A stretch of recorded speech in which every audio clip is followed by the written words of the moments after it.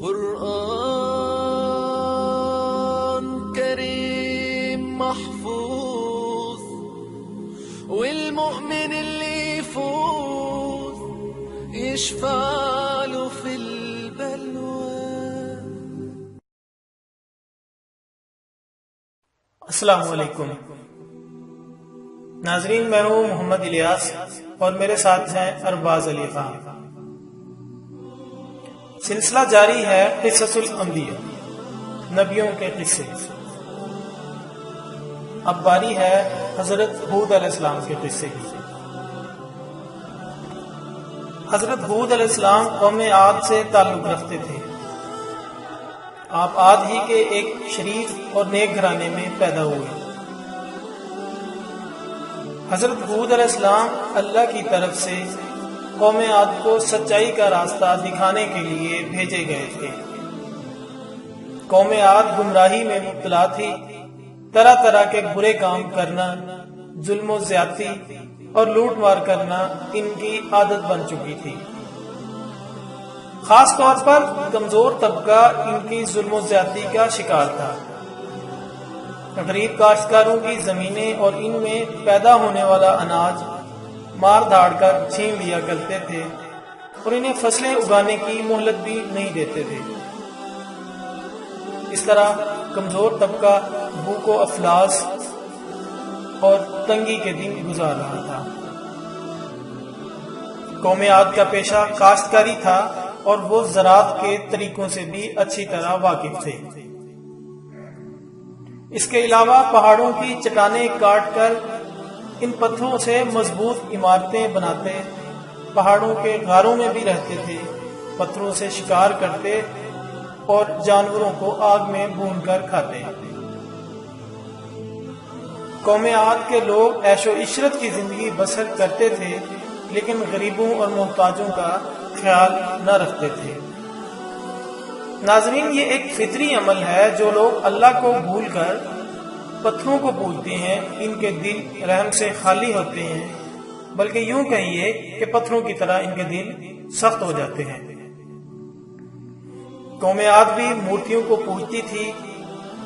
عاد کی قوم کے لوگ ان کے آگے سجدہ کرتے، ان سے مرادیں بھی مانگتے. حضرت ہود علیہ السلام اللہ کے نبی تھے.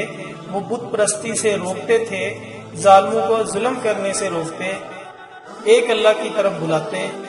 اب آپ اپنی قوم سے کہتے، اے قوم، اللہ ہی کی عبادت کرو، اس کے سوا کوئی عبادت کے لائق نہیں.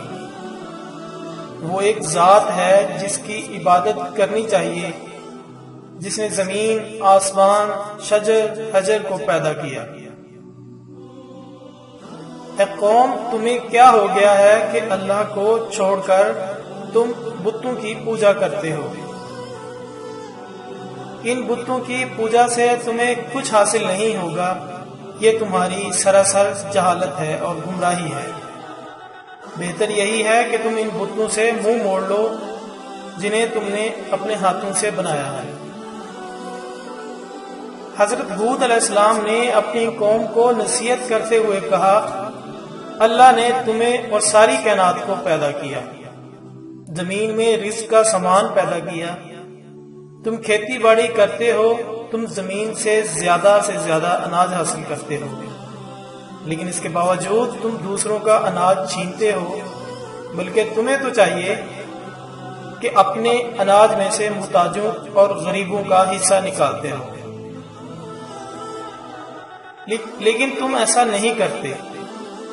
جو کچھ اللہ نے تمہیں دیا ہے اس کا شکر بجا لاؤ. اس کا طریقہ یہ ہے کہ جن کے پاس اناج نہیں ہے تم انہیں اناج کھانے پینے کا سامان دو. قوم عاد کو اپنے مضبوط ٹھکانوں پر بڑا ناز تھا. یہ تمام مکان زمین بوس ہو گئے، زمین پر کچھ بھی نہیں بچا. یہ آندھی 8 دن اور 7 راتیں چلی. جب آندھی تھمی تو لاشوں کا بھی پتہ نہ چلا. قوم عاد نے غرور و تکبر کیا، ایک اللہ کو چھوڑ کر بتوں کو ماننے لگے. انہی سے مرادیں مانگا کرتے، نبی کی باتوں کا انکار کرتے. جب عذاب کے دن قریب آنے لگے تو اللہ نے نیک لوگوں کو بچا لیا اور گمراہوں کو عبرتناک سزا دی۔ قوم عاد کا صرف کتابوں میں ذکر پایا جاتا ہے، تباہ شدہ شہر کے کھنڈرات آج بھی درس عبرت کے لیے زمین پر دیکھے جا سکتے ہیں۔ حضرت ہود علیہ السلام کا مقبرہ حضر موتا میں مکلا سے 90 میل شمال کی جانب ہے۔ اس کے چاروں طرف کھنڈرات اور کتبے کثرت سے بکھرے پڑے ہیں۔ لوگ ہر سال رجب کے مہینے میں اس مقبرے کی زیارت کرتے ہیں۔ ناظرین، یہاں پر اختتام ہوتا ہے حضرت ہود علیہ السلام کے قصے کا۔ انشاءاللہ اگلی ویڈیو میں ایک نئے قصے کے ساتھ حاضر ہوں گے۔ آپ کو اگر ہماری ویڈیو پسند آئی ہو تو اپنے دوستوں کے ساتھ اس کو شیئر کریں، لائک کریں۔ اپنا بہت خیال رکھیے گا۔ اللہ حافظ۔